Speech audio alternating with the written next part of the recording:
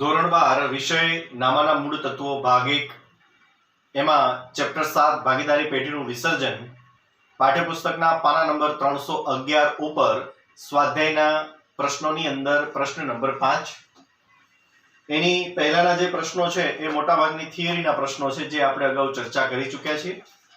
હવે પ્રશ્ન નંબર 5 રકમ જોઈએ. નીચેના વ્યવહારની પેઢીના વિસર્જનના સંજોગોમાં થતી આમ નોંધો લખો.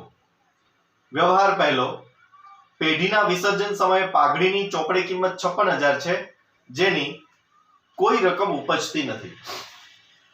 એટલે પાઘડીની ચોપડે કિંમત જૂની કિંમત 56,000 છે. તો સૌથી પહેલું કામ એ જ કરવાનું કે એમની જૂની કિંમત જે છે એના ખાતામાં, તો ખાતું બંધ કરી અને આપણે લઈ જવાનું છે માલ મિલકત નિકાલ ખાતે. તો સૌ પ્રથમ આમ નોંધ એની થશે. તો લખીએ વ્યવહાર નંબર 1. એમાં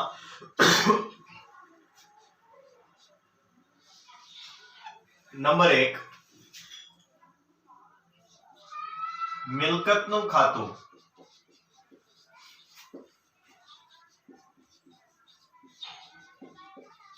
બંધ કરી માલ મિલકત નિકાલ ખાતે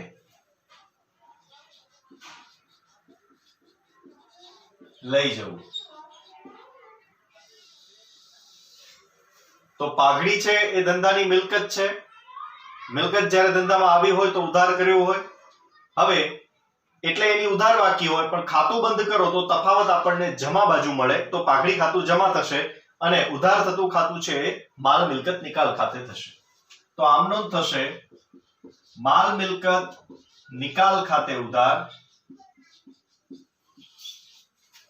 ચોપડે કિંમત 56,000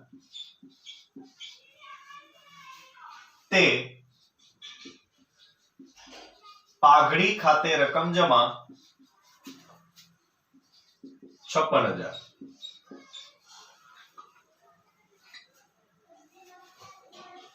ત્યાર પછી નંબર 2. હવે પાઘડીની ચોપડી કિંમત 56,000 છે પણ એની બજારમાં કોઈ મૂલ્ય ઉપજતું નથી. આપણે ધંધો જ્યારે વેચવા જઈએ તો એનું પાઘડીનો 1 રૂપિયો આપણને મળી શકે એમ નથી. એટલે કે પાઘડી ઝીરો થઈ ગઈ, શૂન્ય થઈ ગઈ.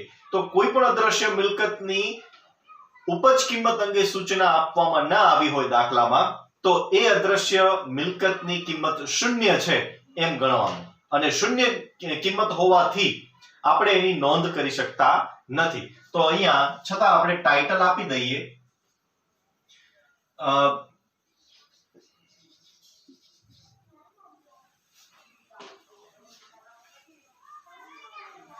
સીધી નોંધ જ લખીએ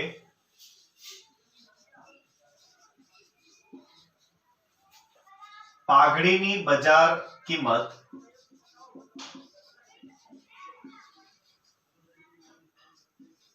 આપેલ નથી.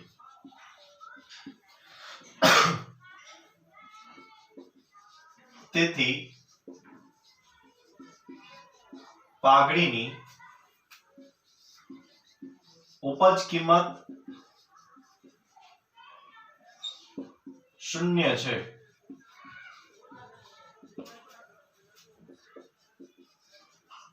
તેથી નોંધ થશે નહીં.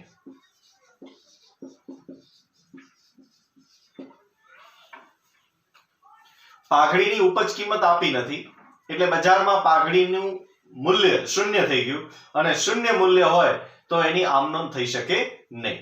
તો અહીંયા પ્રથમ વ્યવહાર પૂર્ણ. ત્યાર પછી વ્યવહાર નંબર 2. પેઢીની કુલ મિલકતો વ્યવહાર નંબર 2 વિસર્જન સમયે પાકા સરવૈયામાં જમીન મકાન 8 લાખ અને રોકાણો 2 લાખ રૂપિયા દર્શાવેલ છે. તેના અનુક્રમે 9 લાખ અને 1,50,000 ઉપજ્યા.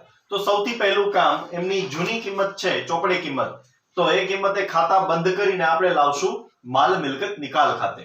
તો વ્યવહાર નંબર 2 એમાં પેટા આમનો નંબર 1. તો ટાઇટલ આપીએ મિલકતોના ખાતા બંધ કરી માલ મિલકત નિકાલ ખાતે લઈ જવામાં આવે ત્યારે અથવા લઈ જવા. તો માલ મિલકત નિકાલ ખાતે ઉધાર, તે જમીન ખાતે જમા, તે રોકાણો ખાતે જમા. માલ મિલકત નિકાલ ખાતે ઉધાર, જમીન મકાનની ચોપડી કિંમત 8 લાખ છે, રોકાણોની 2 લાખ છે, એમ કુલ 10 લાખ રૂપિયાની મિલકતોના ખાતા બંધ કરી માલ મિલકત નિકાલ ખાતે લાવવામાં આવે છે. એટલે 10 લાખ રૂપિયા છે એ ઉધાર, તે જમીન મકાન ખાતે જમા, 8 લાખ રૂપિયા તે રોકાણો ખાતે જમા, 2 લાખ રૂપિયા. તો જમીન મકાન અને રોકાણોના ખાતા બંધ કરી આપણે માલ મિલકત નિકાલ ખાતે લઈ ગયા. હવે જમીન મકાન છે એમની બજારમાં ઉપજ કિંમત 9 લાખ આવી, એટલે કે એની ચોપડી કિંમત 8 લાખ છે, મળ્યા 9 લાખ, એટલે 1 લાખ રૂપિયાનો પ્રોફિટ. અને રોકાણો છે એની ચોપડી કિંમત 2 લાખ છે, એનો અર્થ એ કે બજારમાં વેચવા જાવ તો ઓછામાં ઓછા 2 લાખ રૂપિયા તો આપણને મળવા જ જોઈએ. જો વધુ મળે તો નફો છે, પણ 2 લાખ થી ઓછા મળે તો એને આપણે ખોટ ગણીએ છીએ. એટલે રોકાણો છે એના 1,50,000 મળ્યા, તો જમીન મકાનના 9 લાખ અને રોકાણોના 1,50,000, ટોટલ 10,50,000 રૂપિયામાં આ બંને મિલકતો છે એ વેચવામાં આવી. તો ત્યાર પછી આપણે આમનો નંબર 2 કરીએ. મિલકતો વેચતા ઉપજ મળે ત્યારે. તો લખીએ મિલકતો વેચતા ઉપજ મળે ત્યારે.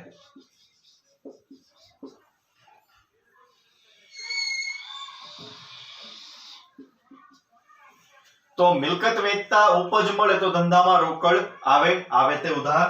તો લખીએ રોકડ બેંક ખાતે ઉધાર. હવે કુલ રૂપિયા આપણને મળ્યા છે 10,50,000. 9 લાખ રૂપિયા જમીન મકાનના અને 1,50,000 રોકાણોના. તો 10,50,000 રૂપિયાની રોકડ પ્રાપ્ત થઈ, તો ઉધાર બાજુ લખીએ 10,50,000. તે મિલકત ધંધામાંથી જાય છે કારણ કે વેચાય છે, પણ આપણે મિલકતના ખાતા બંધ કરી દીધા છે. એટલે હવે આપણે જો અહીંયા લખીએ જમીન મકાન ખાતે જમા, રોકાણ ખાતે જમા, તો રોકાણો કે જમીન મકાનના ખાતામાં આપણે ખતવણી કરી શકીએ નહીં, કારણ કે ખતવણી કરવા માટે એ ખાતું ખુલ્લું હોવું જોઈએ. પણ આપણે ખાતું બંધ કરીને લઈ ગયા છીએ માલ મિલકત નિકાલ ખાતે, એટલે માલ મિલકત નિકાલ ખાતે ઉધાર થયું, તો હવે માલ મિલકત નિકાલ ખાતે જમા કરવું પડે. તો લખીએ તે માલ મિલકત નિકાલ ખાતે જમા 10,50,000. 10,50,000 આ રીતે નોંધ થશે. ત્યાર પછી વ્યવહાર નંબર 3. પેઢીની કુલ મિલકતો 2 લાખ છે, જે પૈકી ચાલુ મિલકતો 40% છે, એમાં રોકડ રૂપિયા 10,000 સમાયેલી છે. ચોપડે મૂલ્યની ઉપજ થઈ, મતલબ કે જે એની ચોપડી કિંમત છે એ જ કિંમત આપણને ઉપજી છે. તો આપણે એની નોંધ કરીશું, પણ સૌથી પહેલા આપણે નોંધ કરશું કે ચોપડી કિંમતે ખાતા બંધ કરી અને માલ મિલકત નિકાલ ખાતે લઈ જવા.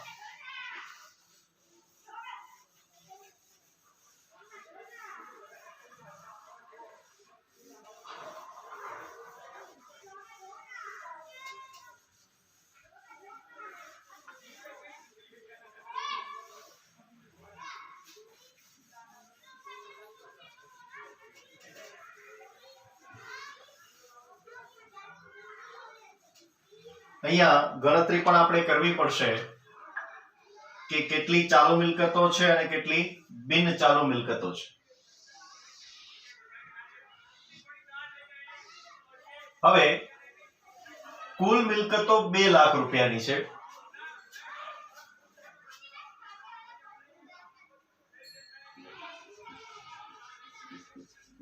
વ્યવહાર ત્રીજો,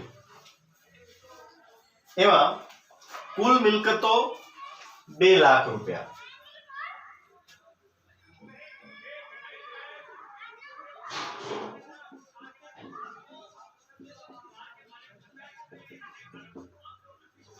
આ કુલ મિલકતો છે 2 લાખ રૂપિયાની. એના 40% એટલે 80,000 રૂપિયા થાય એ ચાલુ મિલકતો. એમાં રોકડ સહિત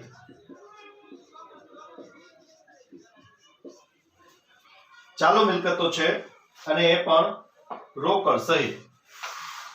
હવે રોકડ સહિત જે રકમ છે એટલે આમાંથી રોકડ 10,000 રૂપિયા આપણે બાદ કરીએ તો રોકડ સિવાયની 70,000 રૂપિયા ચાલુ મિલકતો કહેવાય. અને 2 લાખ રૂપિયામાંથી 80,000 જો આપણે માઈનસ કરીએ તો 1,20,000 રૂપિયા એ થશે બિન ચાલુ મિલકતો. તો એ બિન ચાલુ મિલકતો જે છે એ મિલકતો ને આપણે સ્થિર મિલકતો, કાયમી મિલકતો કે વાસ્તવિક મિલકતો તરીકે ઓળખાવી શકીએ.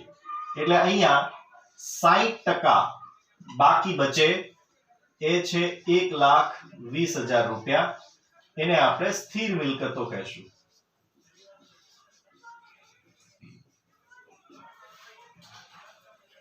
એટલે 2 લાખ ગુણ્યા 60 છેદમાં 100 એટલે 1,20,000 આવી જશે.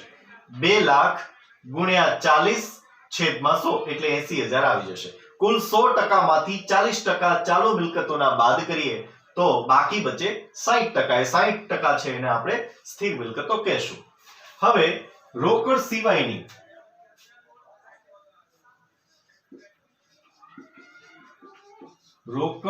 સિવાયની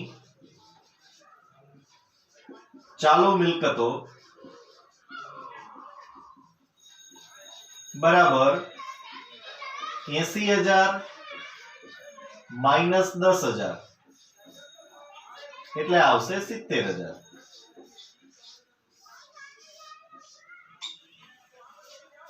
તો રોકડ સિવાયની ચાલુ મિલકતો 70,000 અને સ્થિર મિલકતો 1,20,000 એમ આપણે વેચી શકશું માત્ર રોકડ સિવાયની તમામ મિલકતો. કારણ કે રોકડ ખાતું છે એ આપણે ખુલ્લું રાખ્યું હોય છે અને રોકડ ક્યારે વેચવાની હોય નહીં. તો રોકડ ખાતું ખુલ્લું છે એટલે 10,000 રૂપિયા રોકડના 80,000 માંથી બાદ કરીએ તો 70,000 ની ચાલુ મિલકત છે એના આપણને નાણાં પ્રાપ્ત થાય અથવા એ વેચી શકાય. અને 1,20,000 રૂપિયાની જે સ્થિર મિલકતો છે એને પણ આપણે ચોપડી કિંમતે વેચી છે. એટલે કુલ ઉપજ થશે 1,20,000 પ્લસ 70,000 એટલે 1,90,000. કારણ કે આપણને સ્પષ્ટ સૂચના છે કે ચોપડે મૂલ્યની ઉપજ થઈ છે. એટલે જે આનું ચોપડે મૂલ્ય છે આપણે આ મિલકત વેચવા જઈએ તો એટલી જ રકમ આપણને મળે છે. તો લખીએ સૌપ્રથમ નંબર 3 એમાં પેટા આમ નોંધ 1. મિલકતોના ખાતા બંધ કરી માલ મિલકત નિકાલ ખાતે લઈ જવા.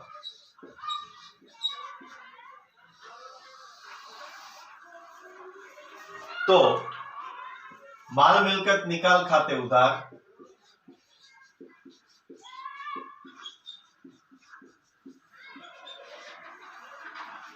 મિલકતોના ખાતા આપણે બંધ કરીને માલ મિલકત નિકાલ ખાતે લઈ જઈએ છીએ. પણ અહીંયા આપણે રોકડ ખાતું માલ મિલકત નિકાલ ખાતે લઈ જઈ શકીએ નહીં. કારણ કે એ ખાતું બંધ કરવાનું જ નથી. પેઢીનું વિસર્જન ચાલુ છે મતલબ કે મિલકતોનું વેચાણ ચાલુ છે એટલે રોકડ પ્રાપ્ત થાય તો એની નોંધ કરવા માટે રોકડ ખાતું ખુલ્લું હોવું જોઈએ. અને મળેલી રોકડની ચૂકવણી આપણે કરવાની છે એટલા માટે પણ રોકડ ખાતું ખુલ્લું રાખવું પડે. તો ટોટલ 1,90,000 રૂપિયાની મિલકત છે રોકડ સિવાયની એ આપણે માલ મિલકત નિકાલ ખાતે લઈ જશું. તો અહીંયા લખીએ 1,90,000 તે ચાલુ મિલકતો ખાતે જમા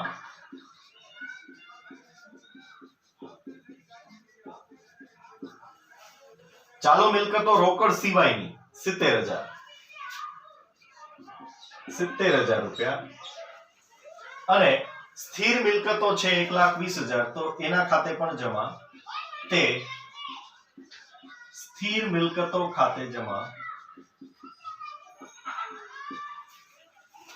1,20,000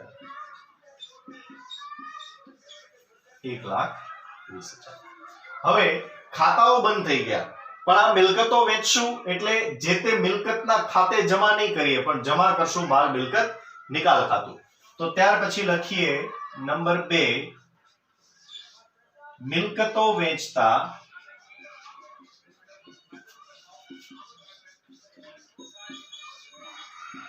ઉપજ મળે ત્યારે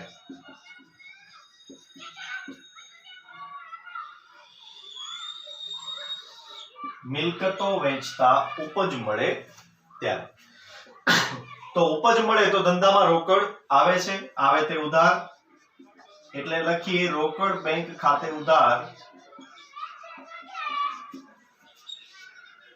કુલ રૂપિયા આપણને પ્રાપ્ત થાય છે 1,90,000 કારણ કે ચોપડે જે કિંમત છે એ જ એનું મૂલ્ય ઉપજે છે એવું આપણે કીધું છે તે માલ મિલકત નિકાલ ખાતે જમા 1,90,000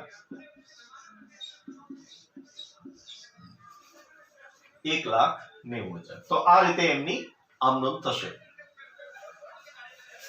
અહીંયા ત્રીજો આર્થિક વ્યવહાર છે એ પૂર્ણ થાય છે ત્યાર પછી નંબર 4 ચોપડે પાઘડી દર્શાવેલ નથી છતાં વિસર્જન સમયે તેના વેચાણના 50,000 રૂપિયા ઉપજ્યા તો ચોપડે આપણે ભલે પાઘડી બતાવેલી ના હોય એવું બની શકે ચોપડે પાઘડી શૂન્ય હોય પણ બધા જ ભાગીદારો છે એની મહેનત આવડત જે વસ્તુનું પ્રોડક્શન થાય છે એની ગુણવત્તા આ બધી બાબતોને ધ્યાનમાં રાખી અને પ્રોફિટ વધતો હોય તો શૂન્ય પાઘડીની બજાર કિંમત છે એ વધી જતી હોય છે તો એવા સંજોગોની અંદર ચોપડે પાઘડી ભલે બતાવેલી ના હોય કોઈ પણ કારણસર છતાં પણ એની પાઘડી બજારમાં હોઈ શકે તો અહીંયા આપણને કીધું છે કે અદ્રશ્ય મિલકત પાઘડી છે એની ચોપડી કિંમત નથી છતાં વિસર્જન થયું એ સમયે પાઘડી છે એ 50,000 રૂપિયા આપણને પ્રાપ્ત થઈ તો આપણે લખીએ નંબર 4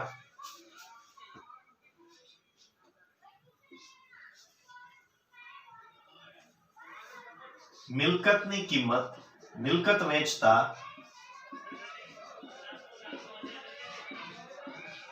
ઉપજ મળે ત્યારે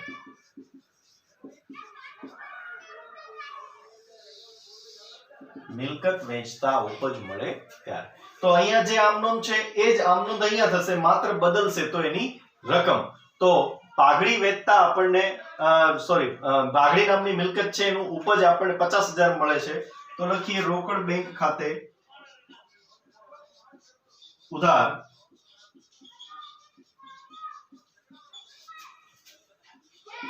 50,000 રૂપિયા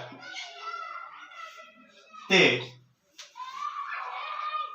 માલ મિલકત નિકાલ ખાતે જમા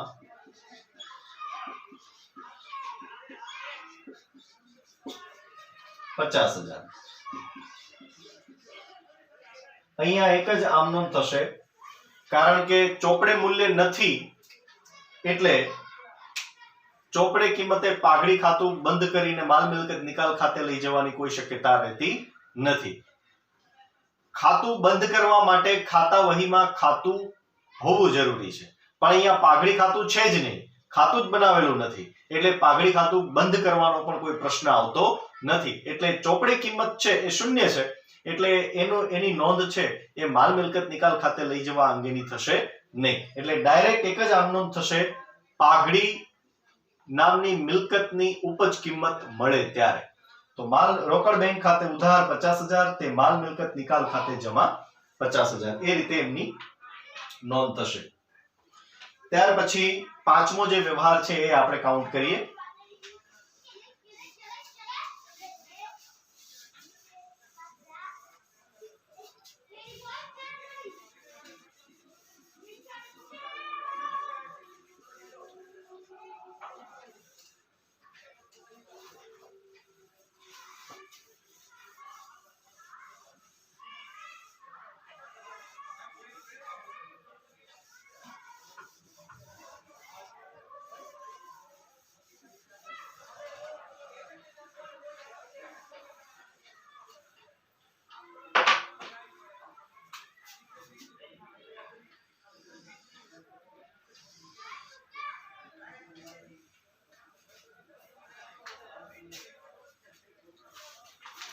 વ્યવહાર નંબર 5.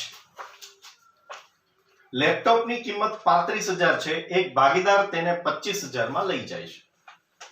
લેપટોપની કિંમત ચોપડે 35,000 આપી છે. તો સૌથી પહેલું કામ આપણે એ જ કરવાનું કે લેપટોપનું ખાતું બંધ કરી અને આપણે એને માલ મિલકત નિકાલ ખાતે લઈ જવાનું. તો લખીએ પાંચમો વ્યવહાર, એની પેટા આમનોંધ નંબર 1. મિલકતનું ખાતું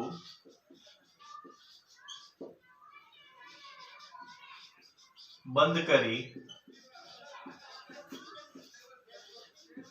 માલ મિલકત નિકાલ ખાતે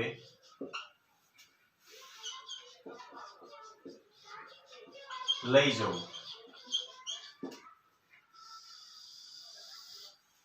મિલકતનું ખાતું બંધ કરી માલ મિલકત નિકાલ ખાતે લઈ જવું. તો માલ મિલકત નિકાલ ખાતે ઉધાર 35,000, તે લેપટોપનું ખાતું આપણે બંધ કરીએ છીએ તો તફાવત જમા બાજુએ મળશે, એટલે લેપટોપ ખાતે જમા 35,000. માલ મિલકત નિકાલ ખાતે ઉધાર 35,000, તે લેપટોપ ખાતે જમા 35,000. હવે લેપટોપ છે એ એક ભાગીદાર લઈ જાય છે, પણ ઓછી કિંમતે લઈ જાય છે. લેપટોપ 25,000 રૂપિયાની કિંમતે કોઈ એક ભાગીદાર છે એ લઈ જાય છે.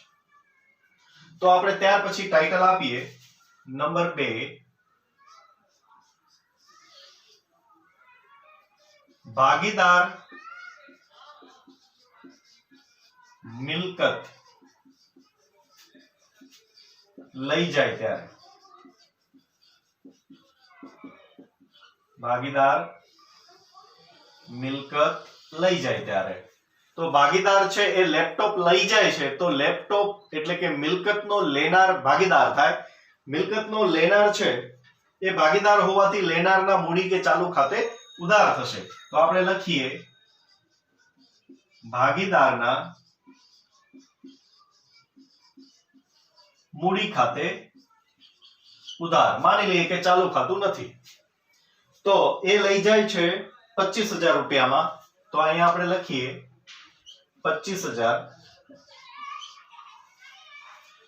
હવે મિલકત ધંધામાંથી જાય એટલે કાયદેસર રીતે જોવા જઈએ તો જે તે મિલકત એટલે કે લેપટોપ ખાતે જમા થવું જોઈએ, પણ લેપટોપનું ખાતું આપણે બંધ કરી દીધું છે અને માલ મિલકત નિકાલ ખાતે લઈ ગયા છીએ. તો લેપટોપનું ખાતું બંધ હોવાથી ત્યાં ખતવણી થઈ શકે નહીં. તો ખતવણી આપણે ફરજિયાતપણે માલ મિલકત નિકાલ ખાતે કરવી પડે, જેથી લેપટોપનો નિકાલ થાય. તો માલ મિલકત નિકાલ ખાતું ઉધાર કર્યું હતું, હવે આપણે માલ મિલકત નિકાલ ખાતું જમા કરશું. તો લખીએ તે માલ મિલકત નિકાલ ખાતે જમા 25,000. માલ મિલકત નિકાલ ખાતે જમા 25,000. અને આનું જે નુકસાની છે એ ઓટોમેટિક છેલ્લે આપણને પ્લસ માઇનસ થઈને માલ મિલકત નિકાલ ખાતે નફા કે ખોટના સ્વરૂપમાં જાણવા મળશે. ત્યાર પછી વ્યવહાર નંબર 6. એક ભાગીદાર તેના શ્રીમતીજીની પેઢીને આપેલી લોન 40,000 રૂપિયા ચૂકવવાનું સ્વીકારે છે. એટલે એક ભાગીદાર છે કે એના શ્રીમતીજીની પેઢીને આપેલી લોન ₹40,000 જે પેઢી માટે દેવું કહેવાય. તો એમના પત્નીની જે લોન છે એ ભાગીદાર પોતે ચૂકવવા માટે કબૂલે છે. તો એના માટે આપણે અહીંયા ટાઇટલ આપશું નંબર 6 ભાગીદાર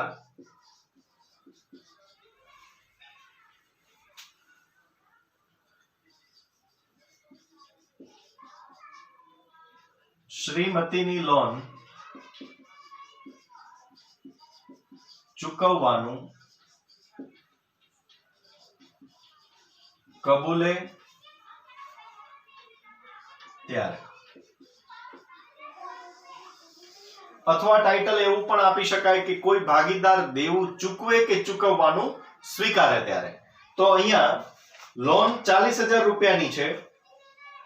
હવે ₹40,000 જે લોન છે તો જે તે લોન ખાતે આપણે ઉધાર કરશું અને એ ચૂકવી આપનાર ભાગીદાર છે એટલે ભાગીદારના મૂડી ખાતે જમા કરશું. તો લખીએ શ્રીમતીજીની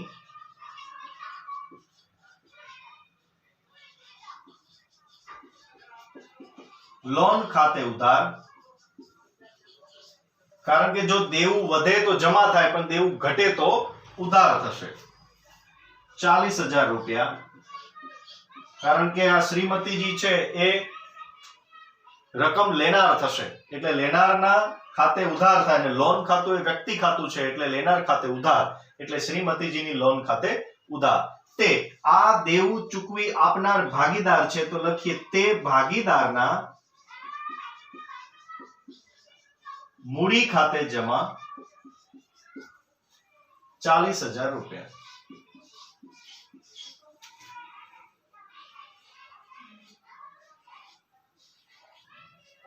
₹40,000 જમા. તમને પ્રશ્ન એ થાય કે દેવું આપણે ચૂકવ્યું છે, શ્રીમતીજીની લોન છે એ ત્રાહિત દેવું છે. તો ત્રાહિત દેવું હોય તો દેવાઓના ખાતા બંધ કરી અને આપણે લઈ જઈએ છીએ માલ મિલકત નિકાલ ખાતે. તો શા માટે અહીંયા માલ મિલકત નિકાલ ખાતે ઉધાર ન કર્યું? તો અહીંયા પ્રશ્ન એ છે કે જ્યારે કોઈ ભાગીદાર કોઈ દેવું ચૂકવવા માટે સ્વીકૃતિ આપે અથવા સ્વીકારે તો એવા દેવાનું ખાતું છે એ આપણે બંધ કરીને માલ મિલકત નિકાલ ખાતે લઈ જવાનું નથી. એ ખાતું ખુલ્લું રાખવાનું હોય છે પણ સામે આપણે એ ખાતું બંધ કઈ રીતે કરશું તો કે ભાગીદારે એ જવાબદારી લીધી, દેવું ચૂકવવાનું સ્વીકાર્યું એટલે ભાગીદાર છે એનું મૂડી ખાતું આપણે જમા કરીએ છીએ અને દેવું ચૂકવાઈ ગયું એમ માની અને પેઢી છે એ શ્રીમતીજીની લોનનું ખાતું ઉધાર કરે છે, દેવાનું ખાતું ઉધાર કરે છે એટલે અહીંયા શ્રીમતીજીના લોન ખાતે ઉધાર થશે. ત્યાર પછી વ્યવહાર નંબર 7 આવકવેરાની જવાબદારી 30,000 ચૂકવવાની થઈ જે ચોપડે નોંધેલ નથી પણ ચૂકવી આપી. તો આ ન નોંધેલ દેવું છે.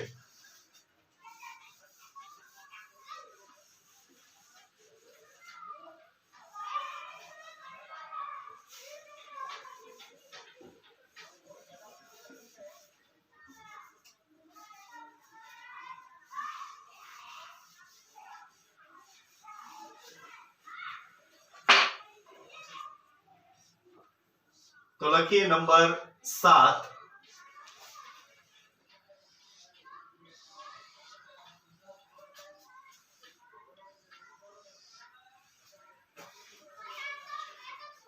આવકવેરાની જવાબદારી છે એ ચોપડે નોંધેલ નથી એટલે કે ન નોંધેલ દેવું કે નોંધાયેલ દેવું જ્યારે ચૂકવવાનું થાય ત્યારે અથવા ચૂકવી દેવામાં આવે ત્યારે. તો અહીંયા આપણે લખીએ ટાઇટલ દેવું ચૂકવી દેવામાં આવે ત્યારે.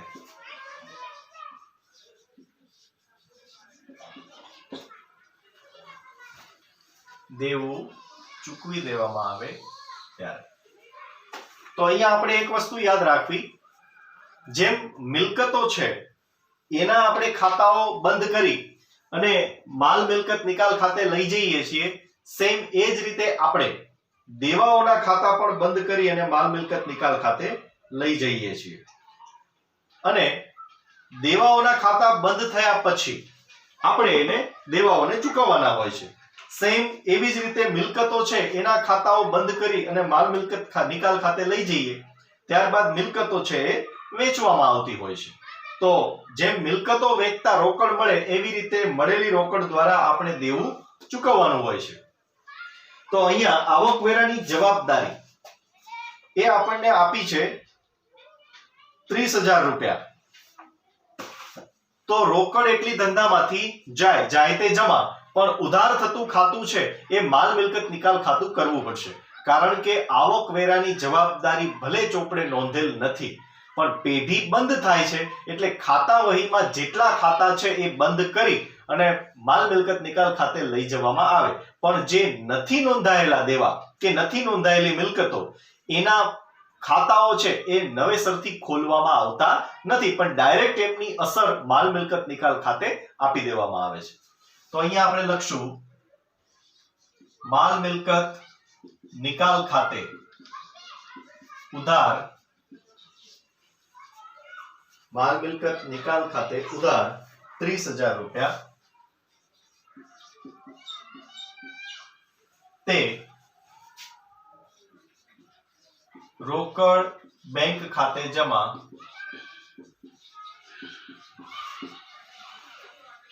₹30,000.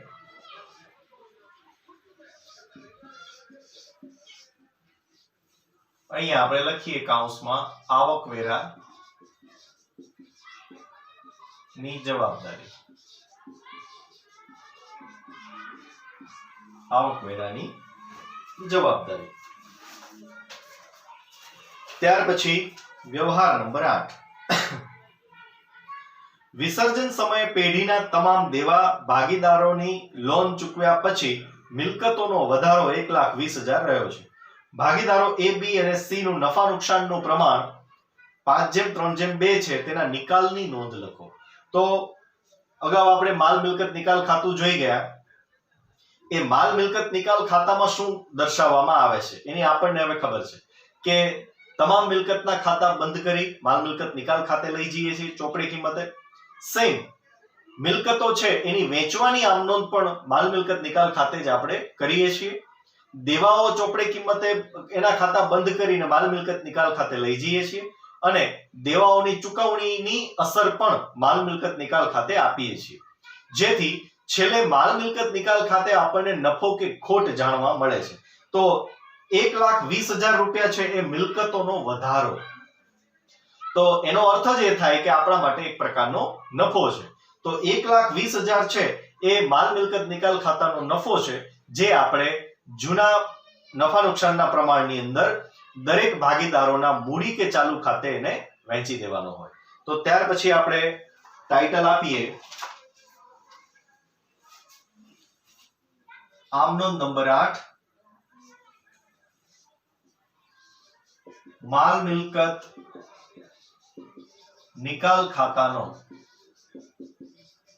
નફો વહેંચવામાં આવે ત્યારે.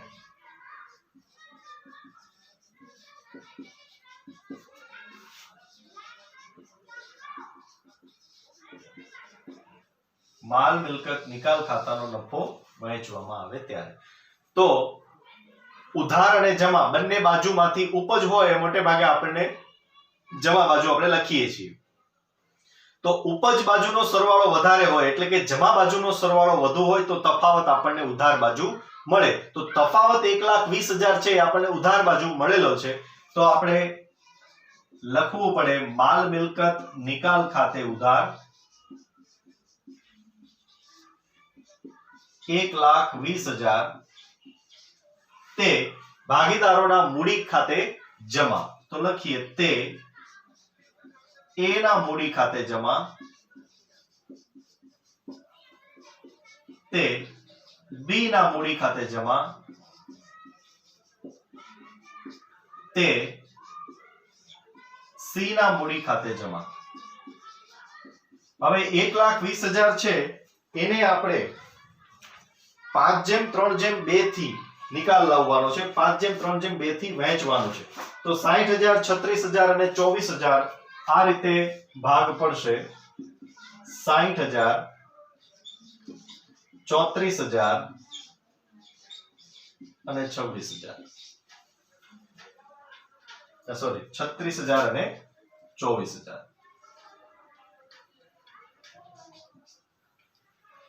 60,000 36,000 અને 24,000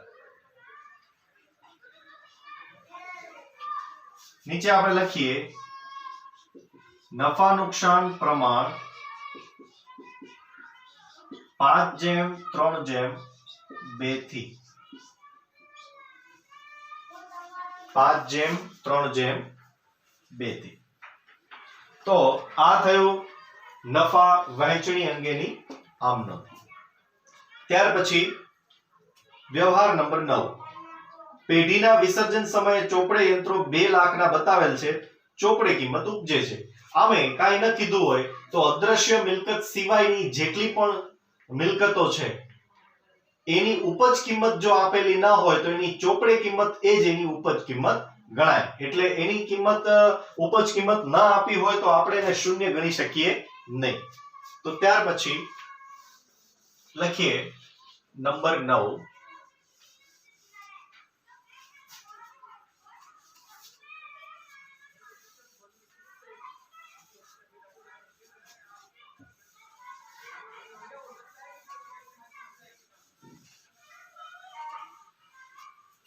વ્યવહાર નંબર 9.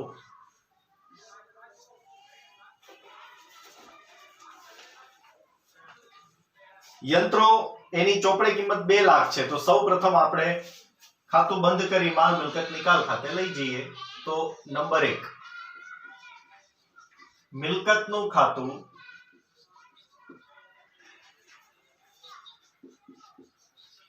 બંધ કરી માલ મિલકત નિકાલ ખાતે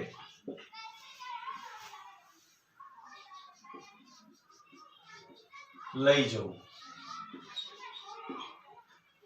મિલકતનું ખાતું બંધ કરી માલ મિલકત નિકાલ ખાતે લઈ જવું.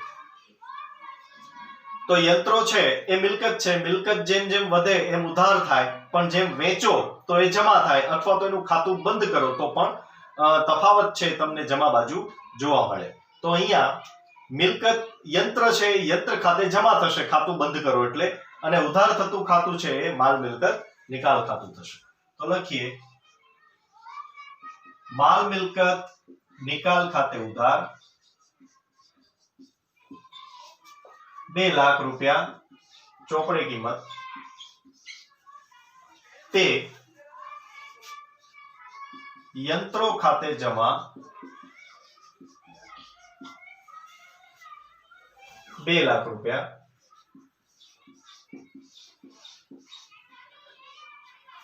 હવે એની ઉપજ કિંમત છે એ પણ 2 લાખ રૂપિયા જ રહેશે, કારણ કે આપણે સ્પષ્ટ કીધું છે કે ચોપડે કિંમત ઉપજે છે. તો આમનો નંબર 2 મિલકત વેચતા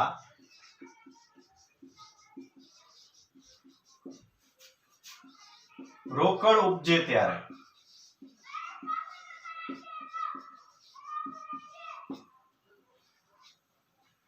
મિલકત વેચતા રોકડ ઉપજે ત્યારે. તો રોકડ ધંધામાં આવે તે ઉધાર, એટલે રોકડ બેંક ખાતે ઉધાર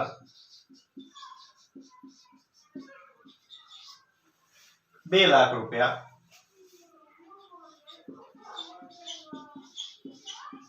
તે માલ મિલકત નિકાલ ખાતે ઉધાર હતું, હવે થઈ જશે જમા. તો તે માલ મિલકત નિકાલ ખાતે જમા 2 લાખ રૂપિયા.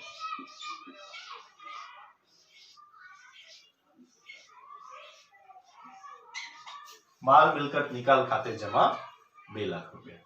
અહીંયા 9મો વ્યવહાર પણ આપણો પૂર્ણ. ત્યાર પછી વ્યવહાર નંબર 10. કોઈ એક ભાગીદાર પેઢીના વિસર્જનની કાર્યવાહી કરવાની જવાબદારી સ્વીકારે છે.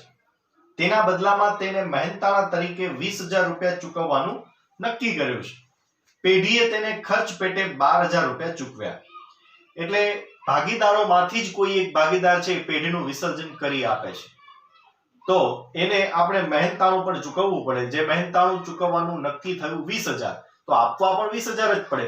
પણ અત્યારે હાલ પૂરતા એને 12,000 રૂપિયા રોકડેથી ચૂકવી દેવામાં આવે છે, 8,000 રૂપિયા બાકી. તો અહીંયા 20,000 રૂપિયાનું મહેનતાણું છે એને ચૂકવી આપવામાં આવે છે. તો લખીએ વ્યવહાર નંબર 10.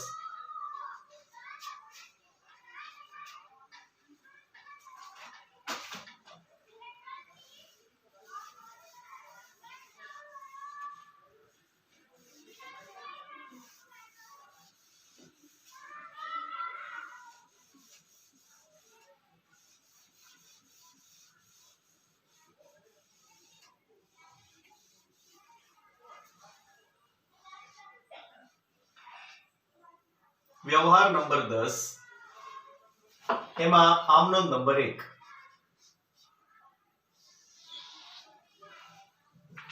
એમાં આપણે ટાઇટલ આપીએ વિસર્જન ખર્ચના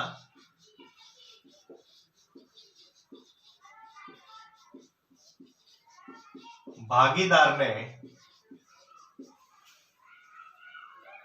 ચૂકવવાના થયા.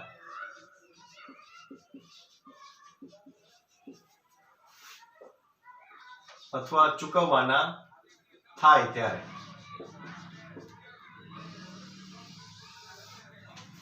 વિસર્જન ખર્ચના ભાગીદારને ચૂકવવાના થાય ત્યારે. તો રકમ જ્યારે ચૂકવવામાં આવે છે તો આપણા માટે એક પ્રકારનો ખર્ચ બને. તો માલ મિલકત નિકાલ ખાતે ઉધાર, કારણ કે અહીંયા બીજા કોઈ ખાતાઓ આપણે ખોલવાના નથી. તો રૂપિયા 20,000 ઉધાર તે આ દેવું ચૂકવી આપનાર છે ભાગીદાર, તો આપનાર ખાતે જમા એટલે ભાગીદારના મૂડી ખાતે જમા 20,000 રૂપિયા. આ રૂપિયા હજી ચૂકવવાના થયા છે, પણ આટલા રૂપિયા આપણે ચૂકવ્યા નથી. જે રૂપિયા ચૂકવ્યા છે એની આમ નોંધ બીજી થશે. તો લખીએ નંબર 2. ટાઇટલ આપીએ વિસર્જન ખર્ચ પેટે ભાગીદારને રકમ ચૂકવાય ત્યારે.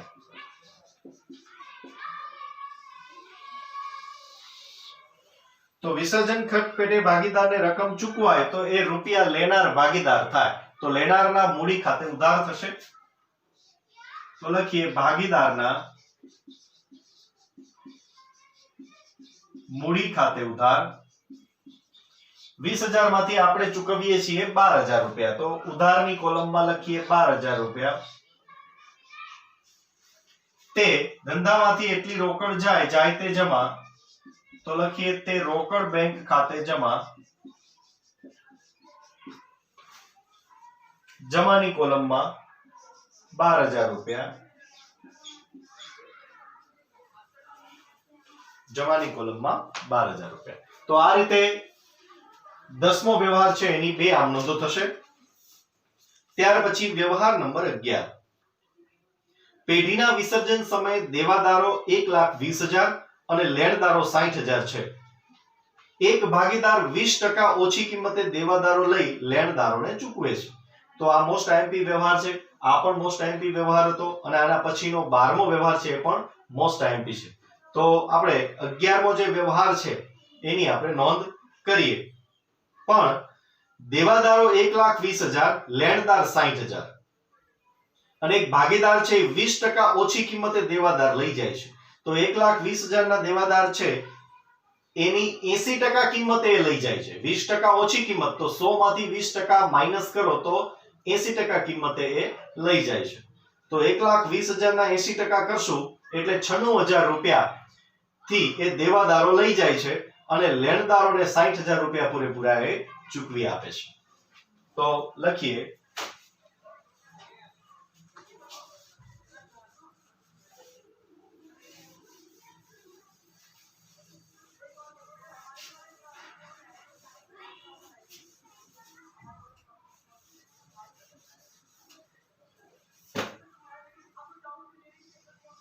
વ્યવહાર નંબર 11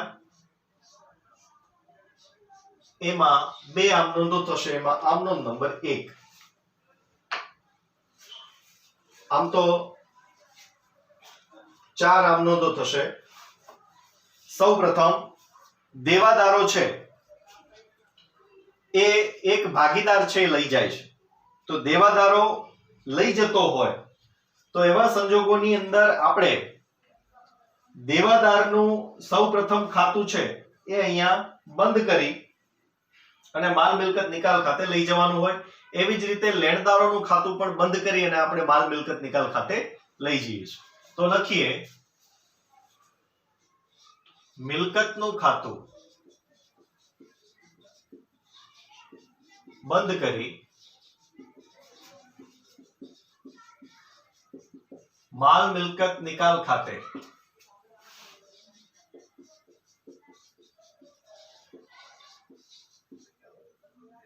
લઈ જવું.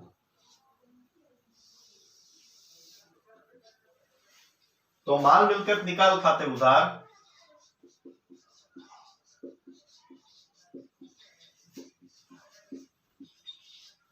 દેવાદારો ની કુલ કિંમત છે 1,20,000. તે દેવાદારો ખાતે રકમ જમા 1,20,000. 1,20,000. ત્યાર પછી લેણદારોનું ખાતું બંધ કરીએ. લેણદારો એટલે કે ધંધાનું દેવું. તો લખીએ દેવાના ખાતા બંધ કરી માલ મિલકત નિકાલ ખાતે લઈ જવામાં આવે ત્યારે અથવા લઈ જવા. તો દેવું છે એ જેમ જેમ વધે એમ જમા થાય, પણ એ ખાતું બંધ કરો કે ચૂકવો તો ઉધાર થાય. તો લેણદાર ખાતે ઉધાર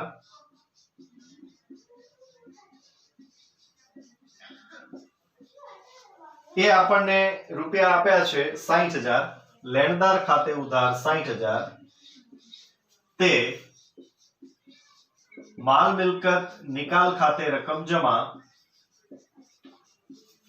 60,000 રૂપિયા. હવે દેવું અને મિલકતો એ બંનેના ખાતા આપણે બંધ કરી માલ મિલકત નિકાલ ખાતે લઈ ગયા. હવે ત્રીજી જે આમ નોંધ છે એમાં આપણને એવું કહે છે કે ભાગીદાર પોતે દેવાદારો લઈ જાય છે 20% ઓછી કિંમતે. 20% ઓછી કિંમતે દેવાદારો લઈ જાય છે. તો દેવાદારો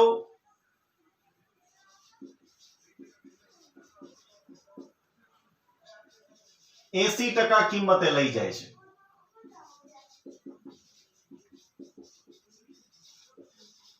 આનો અર્થ એ થયો દેવાદારો 80% કિંમતે લઈ જાય છે. મતલબ કે 1,20,000 એના 80% એટલે 96,000 રૂપિયા થશે.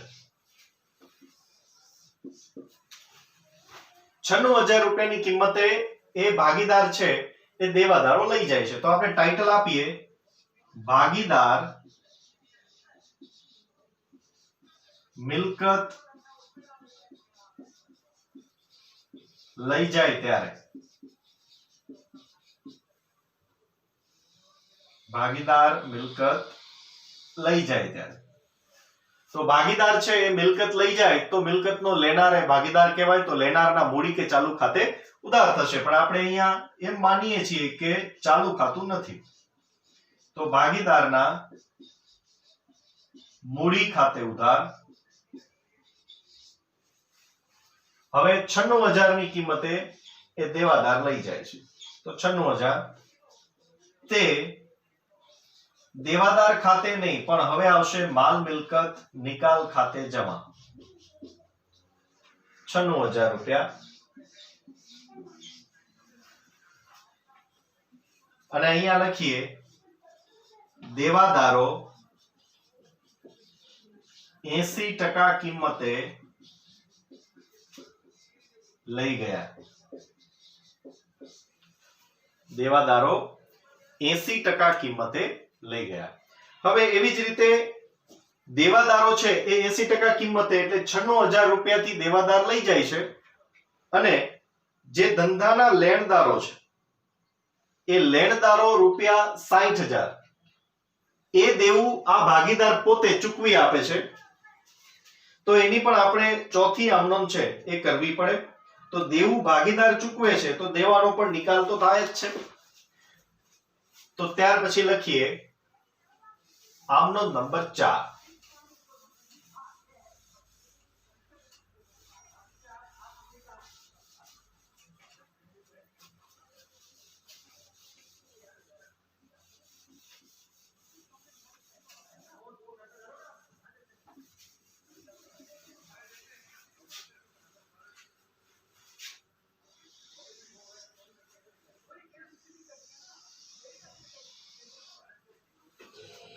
આમનોંધ નંબર 4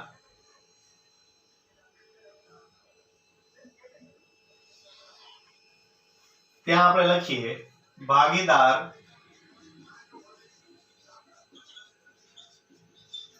દેવું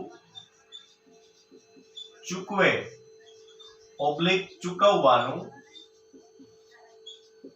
સ્વીકારે ત્યારે.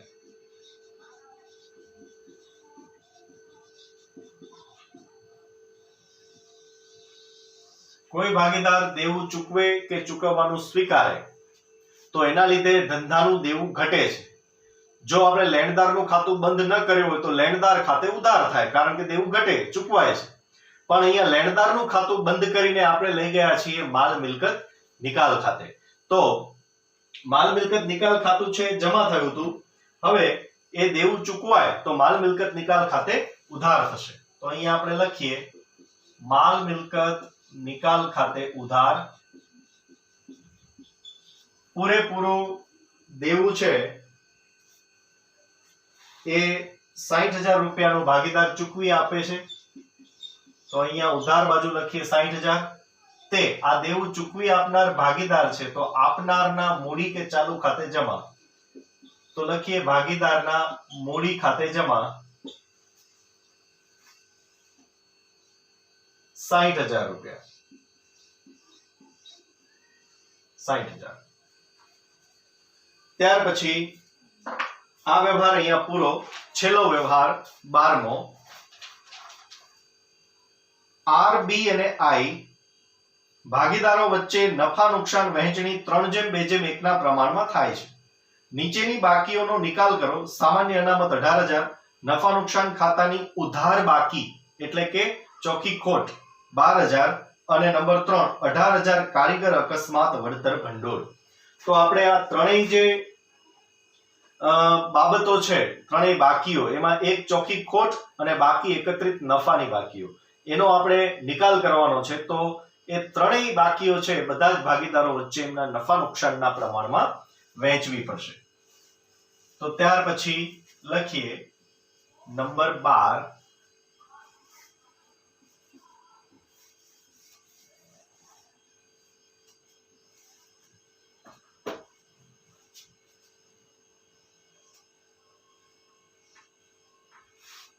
વ્યવહાર નંબર 12.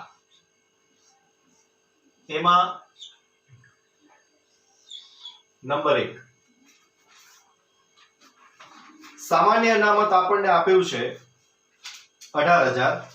તો ટાઇટલ આપીએ એકત્રિત નફો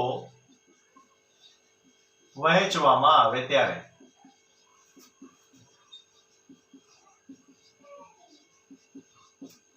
સામાન્ય અનામત એ જોગવાઈ નથી, એકત્રિત નફો છે. તો સામાન્ય અનામત જેમ જેમ વધે એમ જમા થાય પણ એનો ઉપયોગ થાય તો એ ઘટે અથવા વહેંચવાનું હોય તો એ સામાન્ય અનામત ખર્ચાઈ જાય છે એટલે અહીંયા ઉધાર થશે. તો લખીએ સામાન્ય અનામત ખાતે ઉધાર.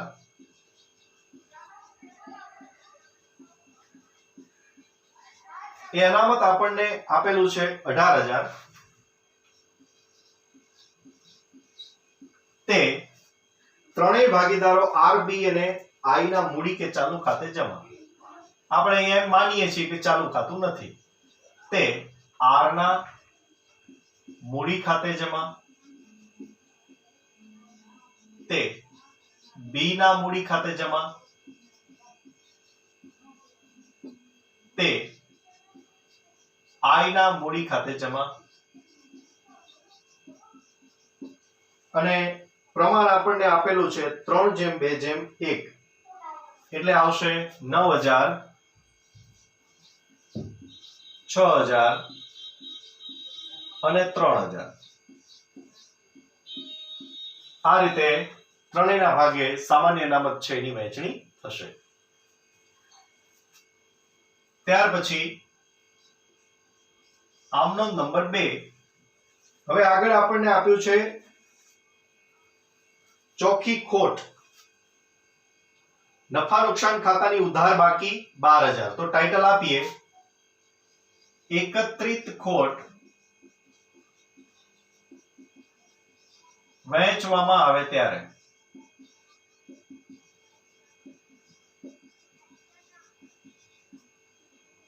આ નોંધો આપણે અગાઉના ચેપ્ટરોમાં જોઈ ગયા છીએ, ભાગીદારનો પ્રવેશ અને નિવૃત્તિ વખતે. તો એકત્રિત ખોટથી ભાગીદારોની મૂડી ઘટે, નુકસાન લેનાર ભાગીદારો છે એટલે ભાગીદારોના મૂડી કે ચાલુ ખાતે ઉધાર થશે. તો લખીએ આર ના મૂડી ખાતે ઉધાર, બી ના મૂડી ખાતે ઉધાર, આઈ ના મૂડી ખાતે ઉધાર,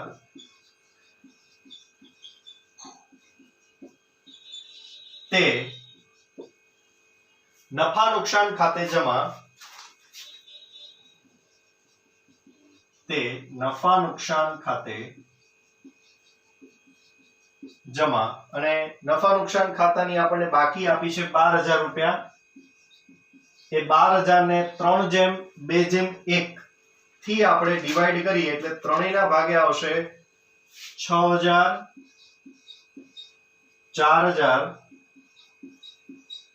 અને 2000.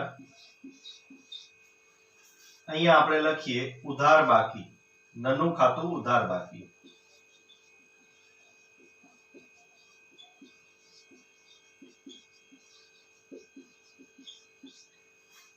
તો આ રીતે નફા નુકસાન ખાતાની ઉધાર બાકી એટલે કે ચોખ્ખી ખોટ એની નોંધ થશે. ત્યાર પછી છેલ્લી આમ નોંધ તારીખની કોલમમાં લખીએ નંબર 3. એ આપણને આપેલું છે કારીગર અકસ્માત વળતર ભંડોળ. તો એ આપણે એકત્રિત નફો જ છે, તો દરેક ભાગીદારોને એમના નફા નુકસાનના પ્રમાણમાં આપણે વહેંચી દઈશું. તો ત્યાર પછી લખો નંબર 3.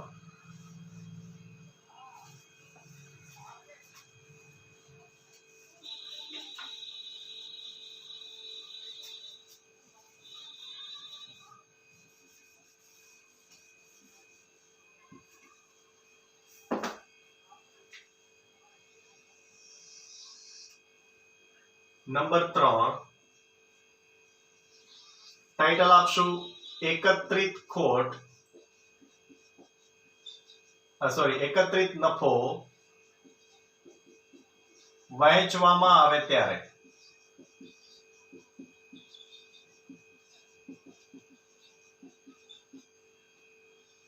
એકત્રિત નફો વહેંચવામાં આવે ત્યારે તો કારીગર અકસ્માત વળતર ભંડોળ જેમ વધે એમ જમા થાય, પણ જો એનો ઉપયોગ થાય કે ખર્ચાય તો કારીગર અકસ્માત વળતર ભંડોળ ઉધાર થઈ જાય.